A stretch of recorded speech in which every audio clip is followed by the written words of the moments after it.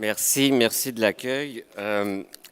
L'équipe qui a organisé ce sommet-ci, a des idées un peu étranges, c'est-à-dire d'inviter un économiste à prononcer la première conférence. Il me semble que c'est tough un peu, un lundi matin ensoleillé. Fait que, c'est le bout de plate aujourd'hui. Ça dure juste 25 minutes. En espérant que je sois capable d'utiliser ma petite machine. Donc, on vient de le dire, la famille c'est un acteur économique, occupe une place centrale dans nos économies. C'est pas une grande révélation, j'espère, pour vous, particulièrement si vous avez des enfants, vous devez savoir ce que ça représente. Le mot économie nous est hérité du grec, économia, comme beaucoup de mots que nous utilisons bien évidemment. Or, il y a de ça plus de 2500 ans, un monsieur, philosophe, Aristote, utilisait ce mot-là d'une nouvelle manière. Le mot économie veut dire en grec à l'origine la gestion, prendre soin de la maison. On dirait le ménage aujourd'hui. Hein? Donc, économie au sens premier, c'est prendre soin de sa maison, bien la gérer. Et Aristote a eu l'idée d'appliquer ou de faire une espèce de métaphore de ce concept-là et d'appliquer l'idée de maison à l'ensemble de la société. Et c'est là où l'économie, l'étude de l'économie ou de ce qui est économique, est devenue l'étude de la gestion et de comment on prend soin ou on ne prend pas soin de l'ensemble de notre société. Alors, vous voyez, il y a déjà une première connexion dans le sens des mots entre la famille, le ménage et l'ensemble de la société, puisque, bien évidemment, la famille, les ménages et les familles en particulier sont au cœur de notre vie économique, comme je le disais tout à l'heure. J'espère que vous voyez quelque chose. Enfin, c'est pas grave, je vais vous raconter. La famille en 2018 au Québec est évidemment pas la même que celle que la plupart ou beaucoup d'entre nous, à tout le moins, avons vécue dans notre enfance. Hein. Le portrait des familles au Québec s'est transformé de façon radicale au cours des 40-50 dernières années. Et ce que vous voyez à l'écran, c'est une espèce de portrait, de cliché de ce qu'on vit présentement, de ce dont sont composés les ménages au Québec. Donc, à peu près les 3/4 des ménages au Québec ne sont pas des familles avec enfants. Donc, c'est soit des jeunes qui n'ont pas encore d'enfants, des couples ou des personnes seules qui n'ont plus d'enfants à la maison, etc. Il y a environ le quart seulement des ménages qui sont constitués de familles avec enfants. Peu importe l'âge de l'enfant, comme on sait des fois, ça s'étire un brin, ces petites bébites-là. De ces familles-là, donc des familles avec enfants, on en retrouve près du tiers, 29,5 % qui sont des familles monoparentales. Ça aussi, c'est extrêmement nouveau dans l'histoire récente du Québec. Hein, les familles monoparentales, il n'y a pas si longtemps, c'était l'exception. Et on pense, et je suis persuadé que plusieurs d'entre vous étaient étonnés de voir que ce pourcentage est à ce point élevé, hein, 30 %, près du tiers des familles qui sont monoparentales. Donc, ce n'est pas un phénomène, ou ça n'est plus un phénomène marginal. Et qui plus est, si vous regardez en bas à droite le petit tableau, le quart des familles monoparentales sont des familles monoparentales avec un père à sa tête. Donc, le quart, quand même, des familles monoparentales sont masculines. Ça aussi, ça étonne. Ça aussi, c'est nouveau. Donc, on a, en quelques années, qu'est-ce que je voulais écrire aussi? Ah oui, pardon. Et vous constatez, en bas à gauche, bon, là, on exclut bien sûr la famille du ministre Fortin qui fausse les statistiques avec ses 4 enfants. Mais vous pouvez constater que le modèle le plus courant pour les familles biparentales, c'est des familles avec 2 enfants, donc pour 42 % d'entre elles, et qu'il n'y a que, quand même, 18,3 % de familles avec 3 enfants et plus. Ça aussi, ça peut un peu étonner. Hein? 3 enfants et plus, près d'une famille sur 5 a 3 enfants et plus au Québec. Pour les monoparentales, c'est un brin différent, bien évidemment. On a donc des modèles très, très différents, très variés sociologiquement, mais donc qui a des répercussions économiques aussi très différentes. Et ça s'est passé en un temps relativement rapide. En fait, très rapide si on regarde la période historique. Hein? Pendant des siècles, littéralement, depuis les débuts de la colonie, on avait un seul modèle familial ou presque, c'est-à-dire la famille avec 2 parents et de nombreux enfants, comme illustré, et parfois de très, très nombreux enfants, comme vous le savez. Et très rapidement, Après la Seconde Guerre mondiale, ce modèle-là a éclaté, et plus particulièrement à partir de la fin des années 60. Alors, pour vous donner une idée, présentement, la moyenne des couples avec enfants ont 1,9 enfants. Donc, je ne sais pas où ils ont mis le 10e qui manque, là, mais... alors qu'il y a 50 ans, c'était 2,3. C'est énorme comme différence. Ça ne paraît pas tant que ça, mais c'est énorme comme différence en si peu de temps. Ce que ça veut dire, c'est qu'en une génération, on est passé d'un modèle familial nucléaire classique à une multitude de modèles familiaux. Ça, en termes de politique publique, en termes d'intervention sur le terrain, en termes d'impact économique, ça a beaucoup de conséquences. Ça a des conséquences aussi sur la consommation. Je vais vous parler du principe de la tomate. Il fait beau dehors, on va commencer à rêver aux tomates de jardin. Bientôt, on va pouvoir acheter au supermarché, bon bientôt, pas si bientôt que ça, mais dans pas long, on va pouvoir acheter au supermarché de bonnes tomates des champs, dont on s'en ennuie tellement pendant tout l'hiver, même si maintenant on a de plus en plus de bonnes tomates de serre. Je vous invite en quelques secondes à réfléchir à l'impact économique de la consommation d'une bête et simple tomate. Cette tomate que vous allez mettre dans votre sandwich le midi, dans le lunch des enfants, elle implique une chaîne immense d'interactions économiques. Il y a bien sûr d'abord le producteur, l'entreprise qui produit les tomates, qui doit acheter toutes sortes de marchandises, du matériel agricole, des pesticides, des engrais, doit embaucher du personnel. Donc, vous pouvez vous imaginer, c'est la vie économique qui tourne autour de cette entreprise producteur de tomates, qui, elle, par la suite, cette entreprise productrice de tomates les vend à un grossiste. Par exemple, on a notre producteur de tomates à Rougemont qui vend ça à un grossiste ici à Saint-Hyacinthe.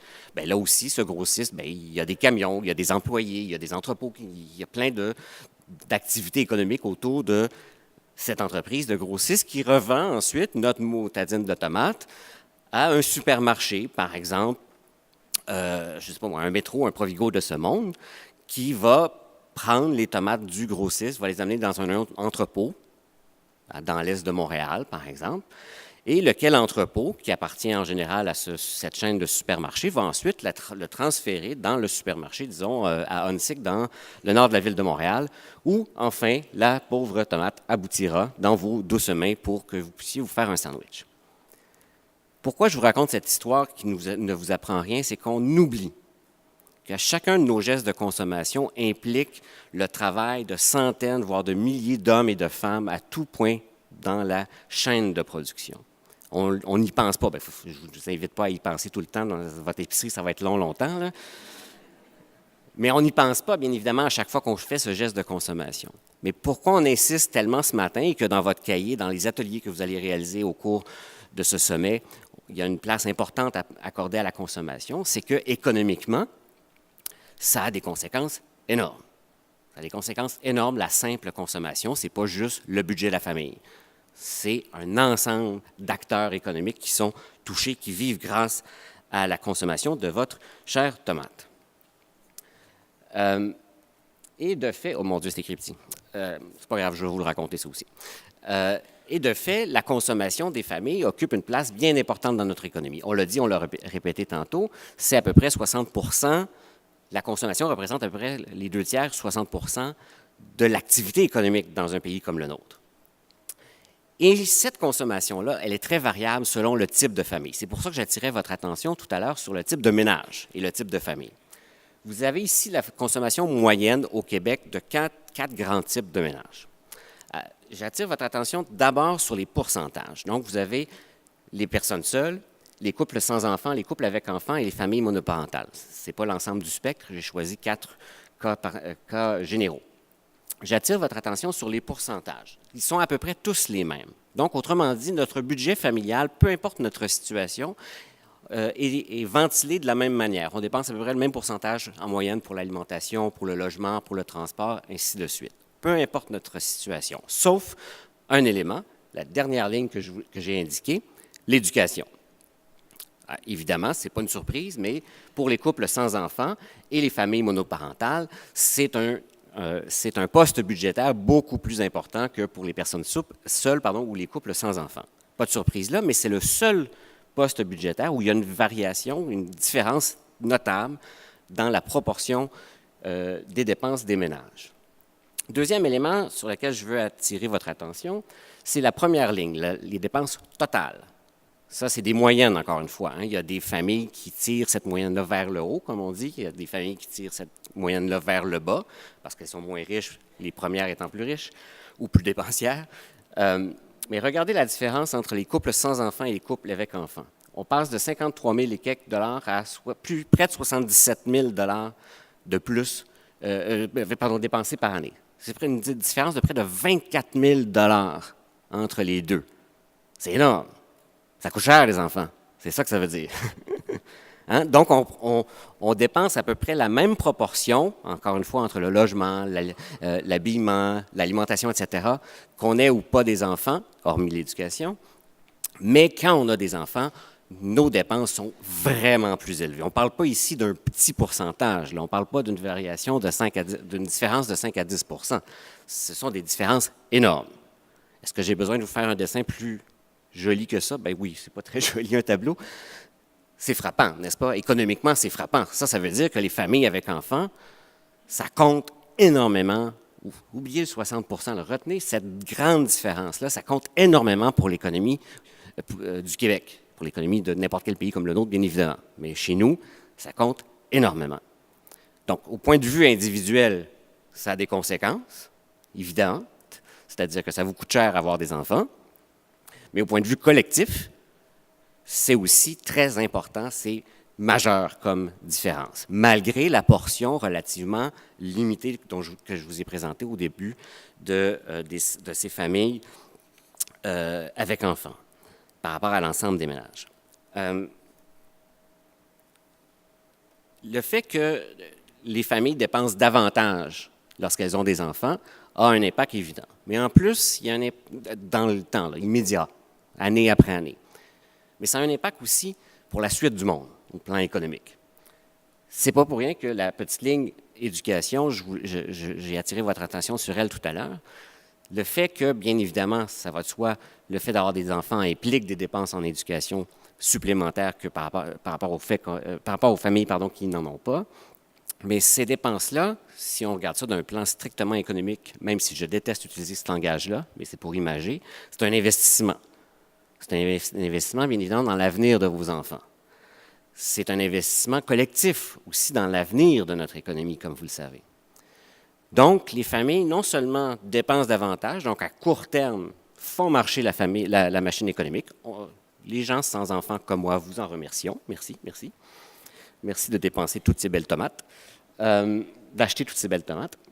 Mais en plus, leurs dépenses, notamment en éducation, mais ce n'est pas qu'en éducation, bien évidemment, pavent la voie pour l'avenir économique du Québec, voire même, bien sûr, de tous les pays du monde. Et cette consommation et ces investissements, les investissements, c'est rien d'autre que de la consommation à long terme, c'est de la consommation qu'on projette dans le temps, ça a une implication particulière pour nos économies. Je le répète pour la troisième fois, Martine l'a dit déjà une fois, 60 % de notre économie est basée sur la consommation. Ça aussi, c'est tout à fait nouveau. Tout à fait nouveau dans l'histoire de notre pays, particulièrement de notre pays, du Canada et du Québec en particulier. C'est-à-dire que pendant à peu près, on peut même remonter au début de la colonie, ou presque, mais pendant au moins 200 ans, jusqu'aux années 60, le 2/3 aux 3/4 de notre économie son moteur était la production, et particulièrement la production de biens primaires, de bois, de minéraux, agriculture, et bien évidemment. Donc, des 2/3 aux 3/4 jusqu'à la fin des années 60, de notre économie dépendait de la production, qu'on exportait en grande partie. C'est comme ça qu'on a fini par s'enrichir. En tout cas, quelques-uns se sont enrichis à l'époque, les amis de Duplessis, bien sûr. Aujourd'hui, c'est l'inverse. C'est le miroir de cette réalité qui a perduré pendant des décennies, voire des siècles. C'est les 2/3 de notre économie qui dépendent de la consommation. Ce qui a des implications économiques importantes. Je l'ai dit, à la base, il y a les ménages, il y a particulièrement les familles qui sont le moteur de l'économie, puisque la consommation est le moteur de l'économie. Donc, c'est vous, famille qui fait fonctionner l'économie québécoise, en quelque sorte, si on caricature ou si on force le trait un peu. Mais évidemment, ça nous fragilise individuellement pour chacune des familles, parce qu'on dépend comme travailleuses et comme travailleurs de cette consommation-là en bout de piste. Si nous travaillons, c'est qu'il y a le 2 tiers de notre salaire qui dépend de la consommation des autres. Et donc, on est un peu coincé par cette société de consommation. Je ne porte pas de jugement moral ici, je fais juste vous expliquer la dynamique qui est derrière ça. Puisque notre travail dépend de la consommation des autres et donc de la nôtre, on est coincé dans cette logique de consommation qui peut avoir parfois des conséquences importantes. Je n'ai pas besoin de vous souligner ici les très hauts taux d'endettement que connaissent les ménages québécois, canadiens et québécois en particulier, qui sont en croissance constante depuis 30 ans. Année après année, récession par récession, on s'endette davantage partout. Pourquoi? Pour faire marcher cette machine basée sur la consommation. Il y a donc une réflexion ici à faire sur cet endettement et sur cette logique de consommation. C'est pas simple, parce que si on arrête de consommer demain matin, ou si on réduit brutalement notre consommation, vous avez compris avec tout ce que je viens de vous dire qu'on bloque la machine économique. Donc, on est un peu coincé avec ce problème-là. Mais comme les familles sont au cœur de cette dynamique économique-là, encore une fois, ça n'est pas ici un jugement de valeur ni une orientation politique, elles sont aussi partie de la solution, si on veut les solidifier et particulièrement les sortir de l'endettement. J'aime beaucoup les tomates. Je reviens avec mon principe de la tomate. Je vous ai parlé tantôt de cette tomate qu'on achetait au supermarché pour se nourrir. La fin de semaine prochaine, celles et ceux d'entre vous qui avaient un potager, qu'il soit dans votre cour ou sur votre balcon, allez probablement planter, vous êtes sans doute très impatiente et impatient comme moi de le faire, vos petits plants que vous avez fait pousser de vos semis et de vos blanchemins depuis quelques semaines. Donc, si vous avez un plant de tomates que vous faites pousser avec amour, eau et soleil, vous allez pouvoir cueillir bientôt, impatiemment là aussi attendu, une tomate. Qu'est-ce que cette tomate a de différent de celle achetée au supermarché? À part que c'est la meilleure du monde, je le sais, mais après la mienne, bien sûr, après celle que je fais pousser. Théoriquement, il n'y a pas de différence. On a 2 tomates. Il y en a une qui est achetée au supermarché, il y en a une qui pousse sur mon balcon ou dans ma cour arrière. Théoriquement, c'est pas mal la même chose. C'est le même fruit et légumes, il a les mêmes propriétés physiques, etc. Moi, je n'aime pas les gens qui cultivent des tomates. Comme économiste, je n'aime pas ces gens. Vous êtes méchants. Vous n'êtes pas de bons acteurs économiques. Je vous ai expliqué tout à l'heure, tout le monde qui travaillait auquel travail, nous pouvions acheter et consommer la tomate achetée au supermarché. Si vous faites pousser ça en arrière de chez vous, vous coupez de la job à plein de monde. Ce n'est pas un bon choix citoyen économique.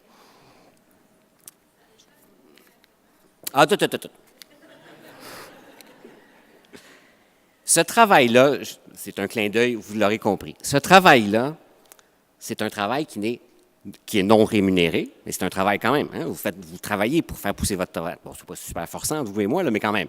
Il y a un certain travail qui est fait.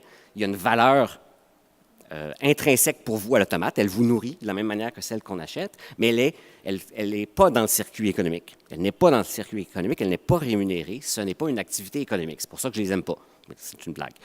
Mais cet aspect-là de notre vie familiale, cet aspect-là de notre vie matérielle à l'intérieur de nos familles, qui est non rémunéré, il ne se limite évidemment pas à la tomate. C'est aussi le cas du travail ménager. Vous voyez ici une publicité de 1959 de Moulinex. Vous ne le voyez pas, mais en haut à droite, parce que c'est écrit trop petit, c'est écrit « Pour elle, un Moulinex, pour lui, un bon repas ». 1959. C'est quand même pas 1922, là. Et à la même époque, 1959, là, je vous remets dans le contexte historique, les années 60 s'en viennent, la libération sexuelle, la démocratisation, l'édification de l'État-providence, l'arrivée en masse des femmes sur le marché du travail. 1959. On est à la veille. Le slogan de Moulinex à l'époque, en France, c'était « Moulinex libère la femme ». C'est bon, hein? Vous irez sur Google Images voir, tapez juste ça, Moulinex libère la femme, vous allez avoir des tonnes de publicités de cette époque-là, c'est assez spectaculaire. Donc la dame qu'on voyait à l'image dans la publicité, heureuse, c'est l'image même du bonheur, va pouvoir préparer les petits plats de son mari avec beaucoup plus d'aisance, en travaillant moins fort grâce à Moulinex. Merci Moulinex. Bien, le travail ménager, qu'il soit faire la cuisine, s'occuper des enfants, faire pousser son potager, peu importe, tout le travail qui se fait à l'intérieur de la famille, peu importe qui le fait, ça fait partie de notre vie économique. C'est en dehors de la vie monétaire économique, bien évidemment. La femme classique qui prend soin des enfants en bas âge, qui fait les repas, ainsi de suite, n'est pas rémunérée pour ce travail. Mais il a une valeur économique en lui-même, ce travail-là. Le bénévolat que vous faites, votre implication dans la communauté pour, je ne sais pas moi, vous occuper des équipes de sport, de lecture, de n'importe quel loisir scientifique pour les enfants, pour les plus démunis, etc. Votre bénévolat, ça a une valeur. Si on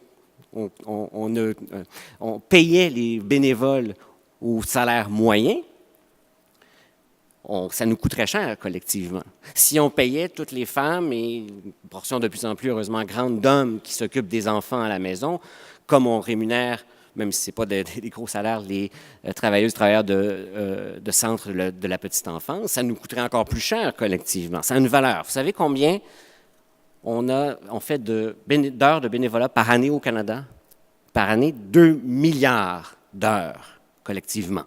2 milliards par année. Multipliez ça par n'importe quel salaire, même au salaire minimum, ça fait un joli montant, n'est-ce pas? Que nous devrions normalement assumer collectivement.